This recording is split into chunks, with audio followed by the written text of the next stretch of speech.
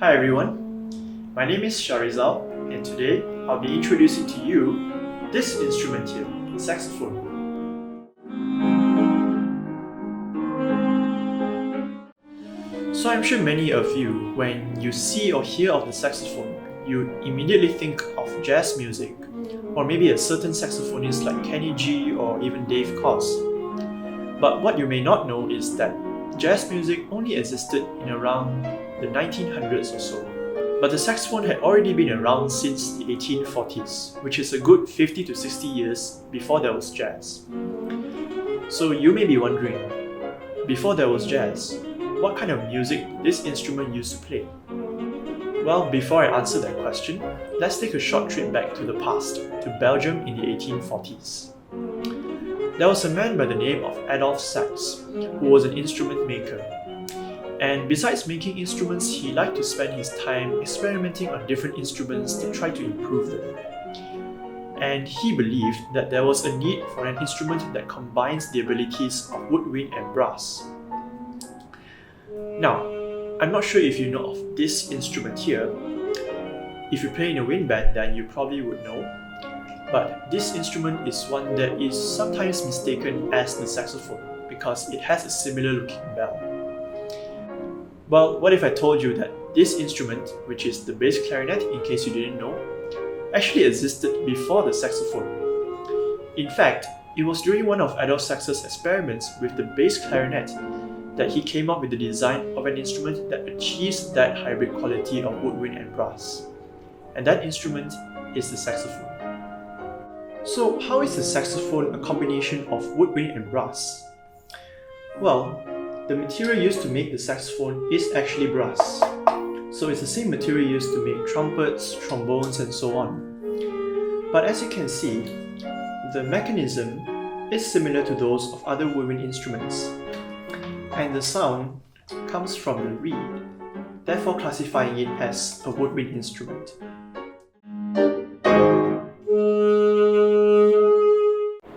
Now, back to the question of what kind of music was the saxophone used for before jazz?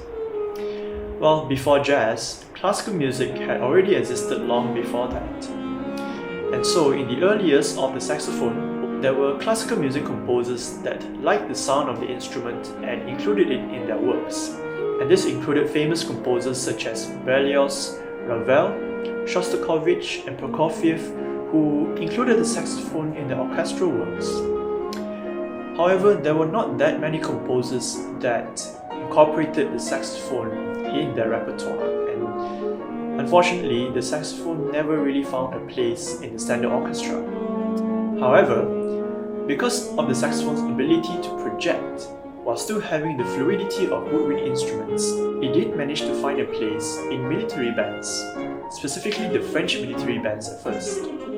In fact, there was one saxophonist from the French military bands that went on to become what many regard as the father of classical saxophone, and his name is Marshal Mule. Marshal Mule was an amazing saxophonist who was one of, if not the leading figure of saxophone in Europe at that time. He had performed all over Europe, both as a soloist and with his Marshal Mule saxophone quartet, promoting the soloistic and chamber music qualities of the saxophone. It's thanks to him that many composers started to write music for the saxophone dedicated to him, and many of these works have become part of the standard repertoire and are still being performed today by saxophonists such as myself. Besides Marshal Mule, another saxophone virtuoso who you can check out is Sigurd Rascher, who was also an important and influential figure in the development of classical saxophone.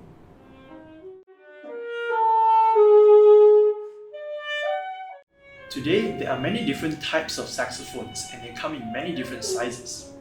But the four most common ones are the soprano, alto, tenor and baritone saxophones. And it's these four saxophones that make up the standard saxophone quartet.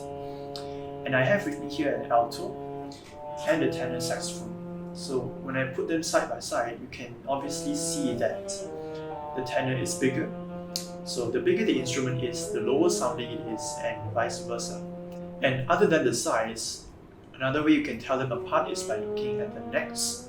So the alto has a single curve on its neck, whereas the tenor has two curves. And there's also the soprano, which is straight, but there are also curved sopranos that look like smaller altos. And there's also the baritone saxophone, which is bigger than the tenor. And on this part here, the part where the instrument connects to the neck, instead of straight connection, there is instead a loop. And also, the saxophone is a transposing instrument. So while most instruments are in the key of C, soprano and tenor saxophones are in the key of B flat, while alto and baritone saxophones are in the key of E flat. So here are the different reeds for the different saxophones. So the smallest one is for soprano, alto is for tenor, and the biggest one for baritone. And like the reeds, the mouthpiece and ligatures will also be different in size depending on the instrument.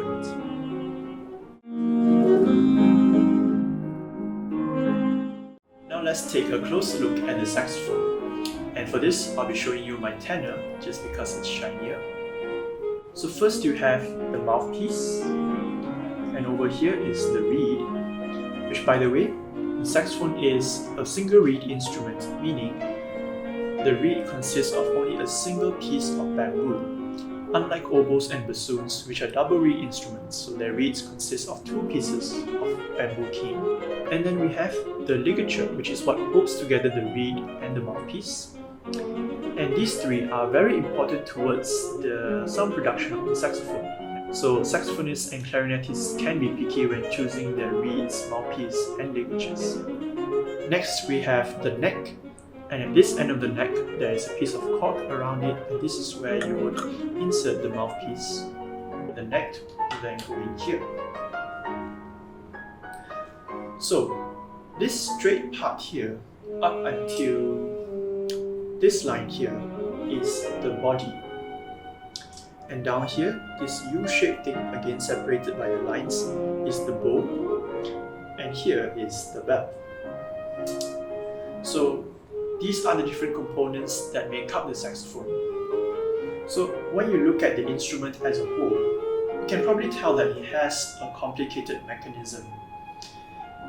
It takes around 600 parts in total to construct a single saxophone.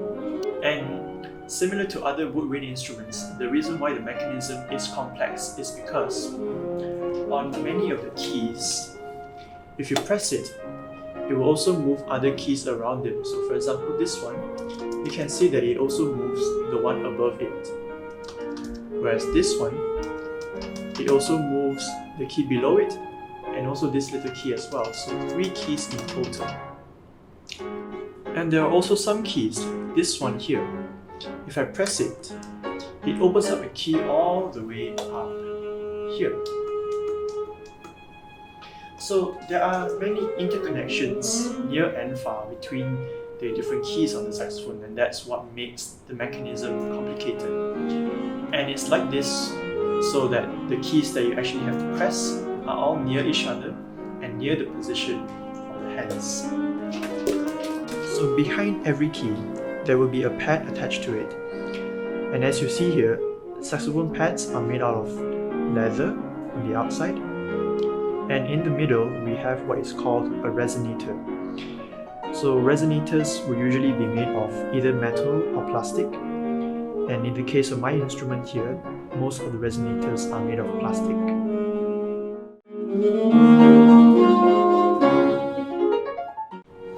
So while classical saxophone was being developed in Europe by the likes of Marshall Mill and Sigurd Rascher, jazz saxophone on the other hand in America was influenced by many different figures.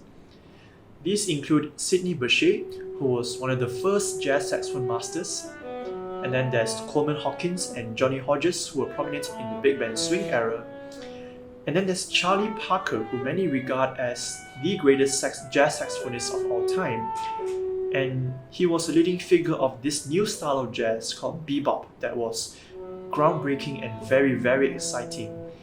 And Charlie Parker then went on to inspire a new wave of saxophonists who also aim for that virtuosity, and these include Sonny Rollins and John Coltrane, and there's just many more.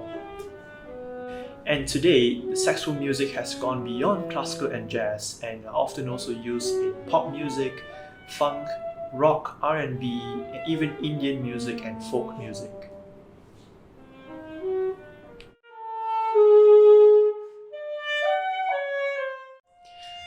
Now let's talk a little bit about saxophone music. So I won't be talking about jazz saxophone repertoire because I'm simply not knowledgeable enough to share about that. But you can definitely look up the artists that I mentioned earlier, and you can find the music on YouTube or Spotify, or just look up jazz standards and I'm sure there'll be plenty of music that you can listen to. So, because of the unique sound and qualities of this instrument, composers like to utilize the various tone colors, nuances, and techniques that can be produced by the saxophone into their music.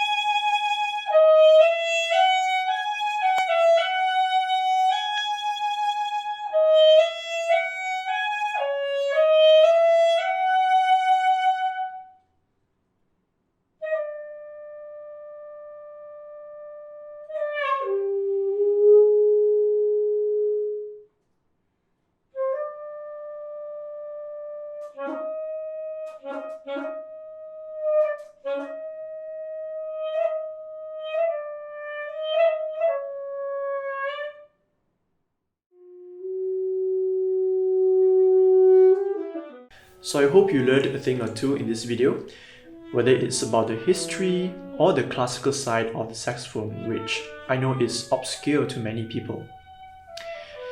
Indeed, the saxophone is a wonderful instrument for jazz, but it's also a wonderful instrument for other genres like classical. So I encourage you to explore the saxophone and discover for yourself its many possibilities. I'd like to say thank you to the Malaysian Brass Outreach Project for having me in their guest series, and of course thank you for watching this video.